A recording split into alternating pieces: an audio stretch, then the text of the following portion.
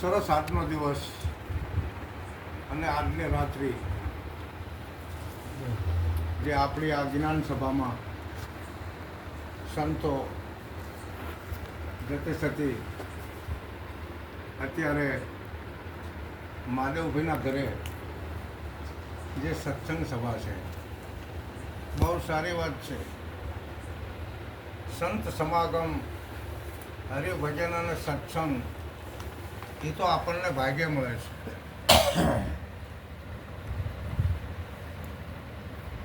અને મોટામાં મોટા ભાગ્ય કે આપણને સુહાગી સંતોને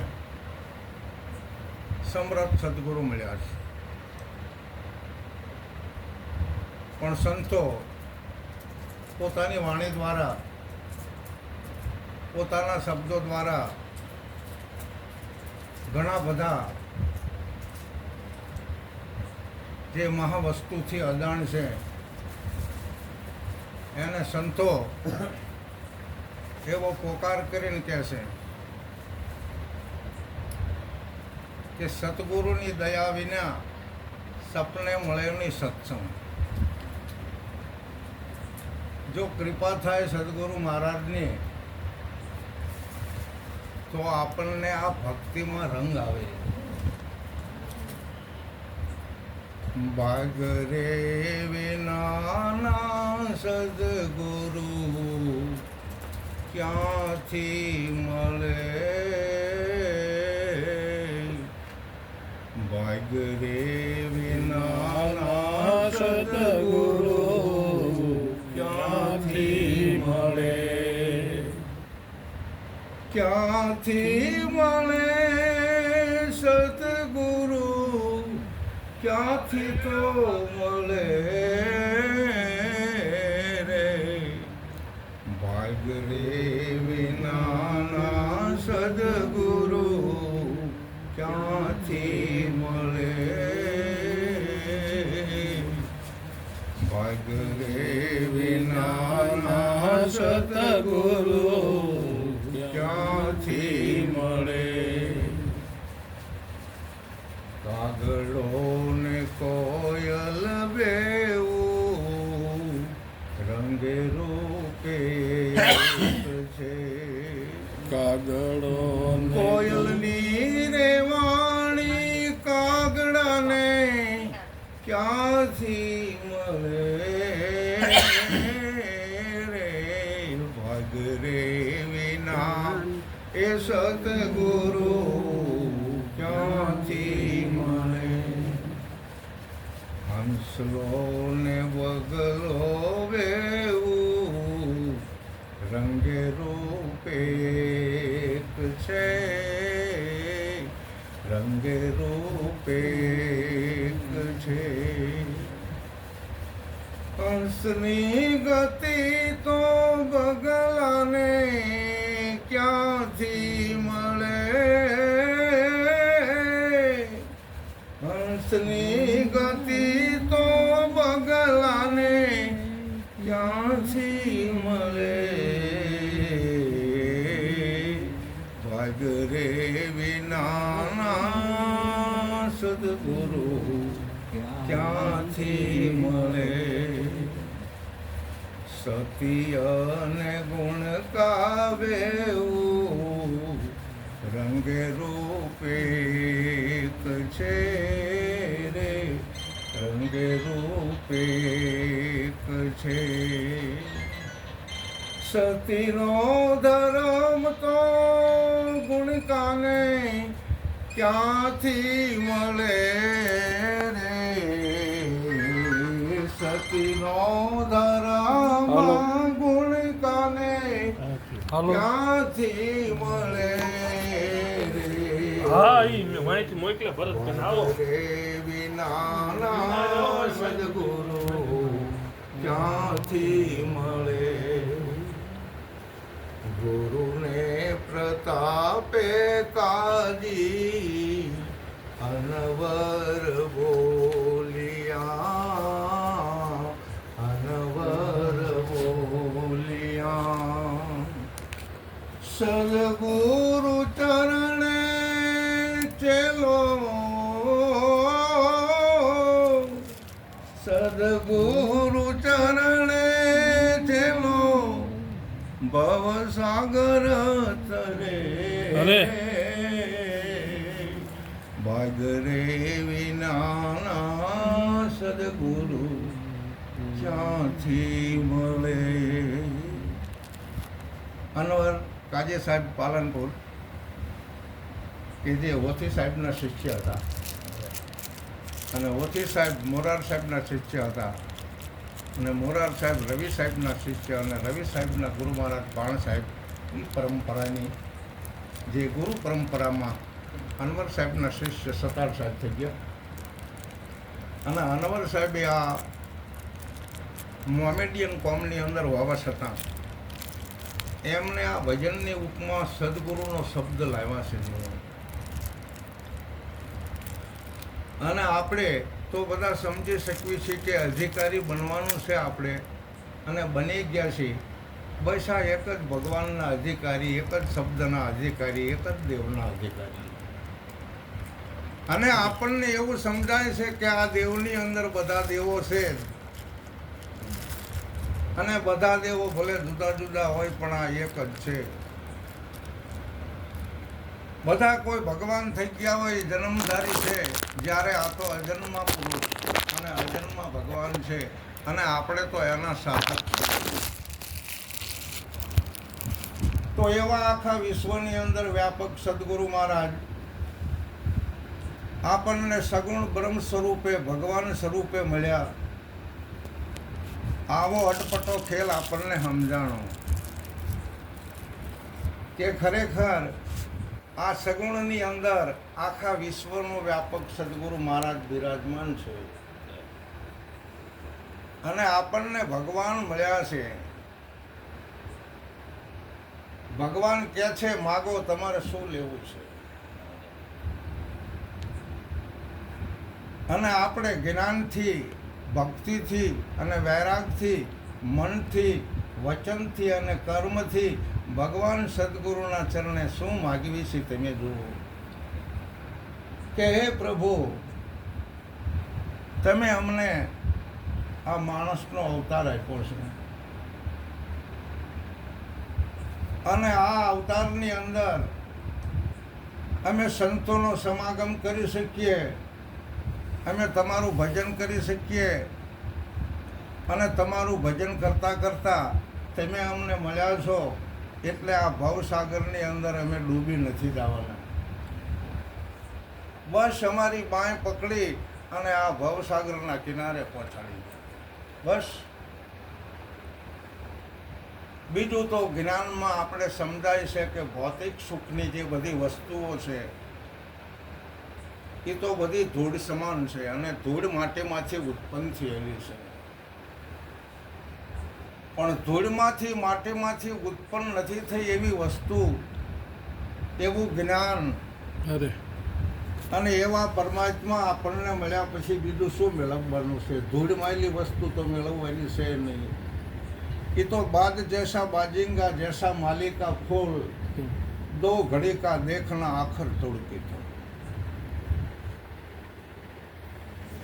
તો આત્મ જ્ઞાન અને આપણને જે આત્માના પરિચયની જે કોઈ વાત અને આત્મા આપણને ઓળખાણો હોય તો એ ધૂળ નથી,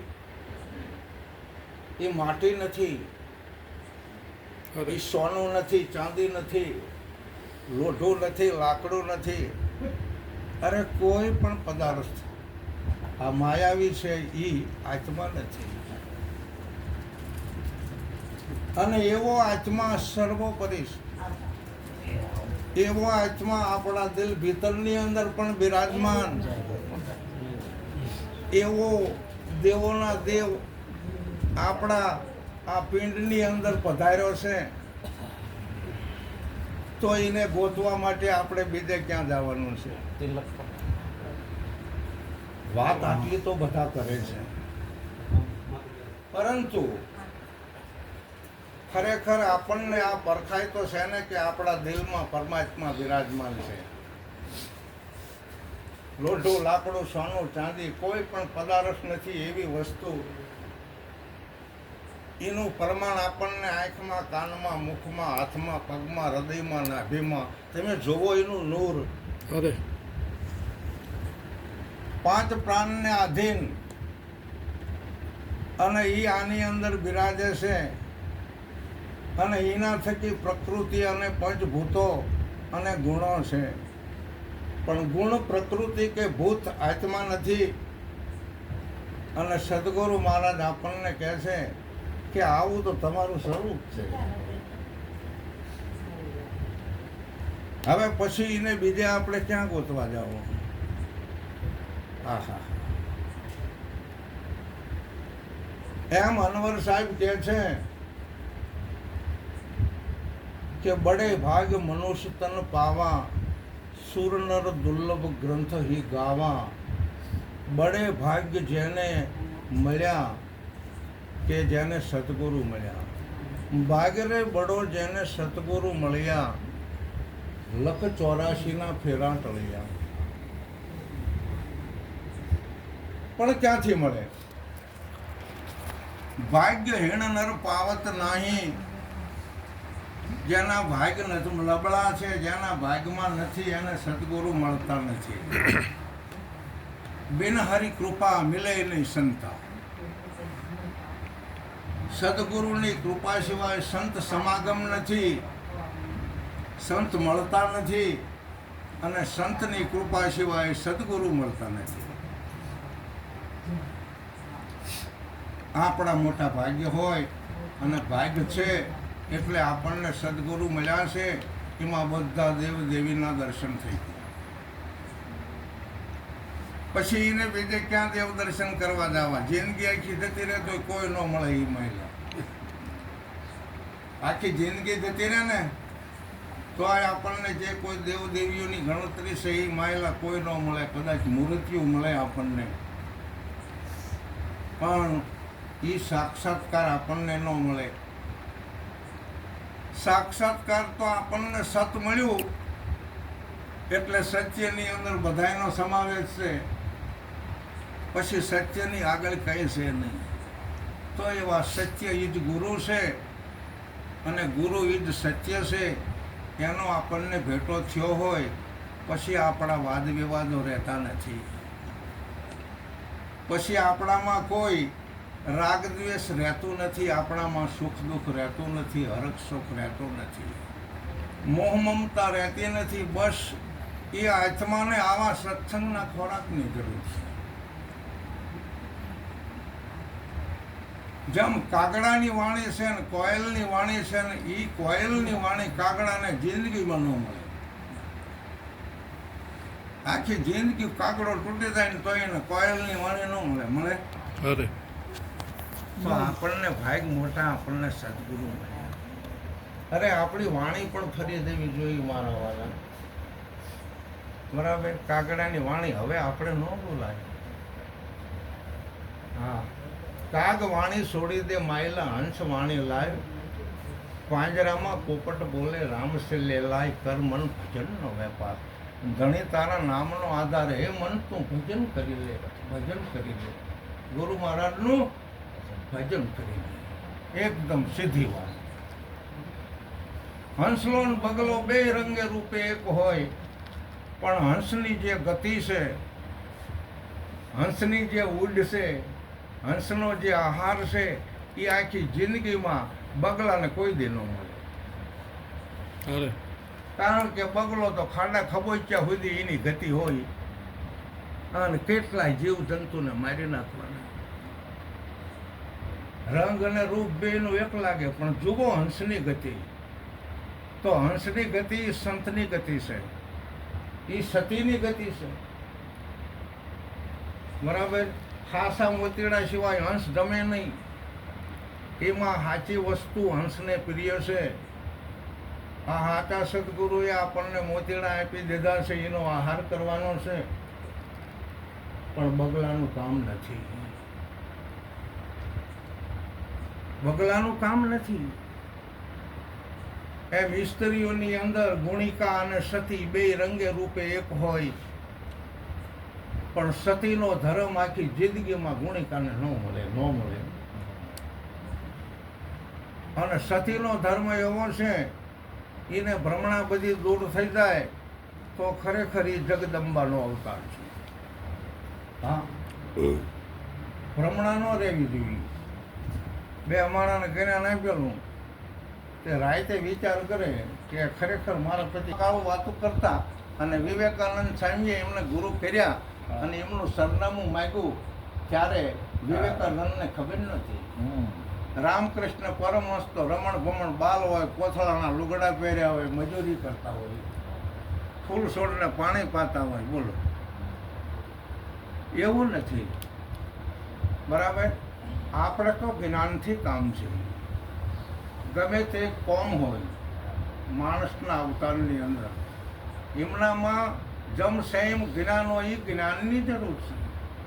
રામકૃષ્ણ પરમહંસ વિવેકાનંદ સ્વામીને કે તારું સરનામું એ ગામનું, જિલ્લાનું, તાલુકાનું, રાજનું નાવું આપે એ નહીં કે તારું સરનામું હોય કે મારું નામ વિવેકાનંદ, કે વિવેકાનંદ આમાં ક્યાં છે ઓળખીશ તું તારું સાચું વિવેકાનંદનું સરનામું આપીને હું જગદંબા મહાકાળીને મોકલું એટલે તારા પાસે આવીને ઊભી રહે તો કે મારા સરનામાની મને ખબર નથી. પછી કે પહેલાં તારા સરનામાનું હું તને ઠેકાણું બતાવું, જો વિવેકાનંદ આ. અને એવા શબ્દો અડી ગયા રામકૃષ્ણ પરમહંસના. પછી તો વિવેકાનંદે આ અમેરિકાની અંદર જઈ અને આપણા આ ગીતાજીના ધર્મનો પ્રચાર કર્યો છે. ધન્યવાદ છે 36 વર્ષની નાની ઉંમરમાં જેનું અવસાન થયું છે. પણ અત્યારે આપણા યુનિવર્સિટીઓની અંદર, દરેક રાજ્યોની અંદર, દરેક સ્કૂલોની અંદર એ વિવેકાનંદ સ્વામીના ફોટા હોય.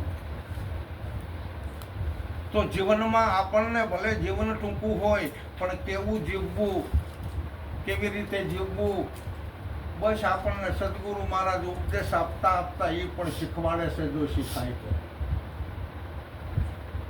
એમ સતીનો જે ધર્મ છે એ ગુણિકાને સમજાય નહીં, આખી જિંદગી જતી રહે. ગુરુના પ્રતાપે રહી, ઓથી સાહેબના ચરણે રહી. અને કાજી અનવર સાહેબ બોલે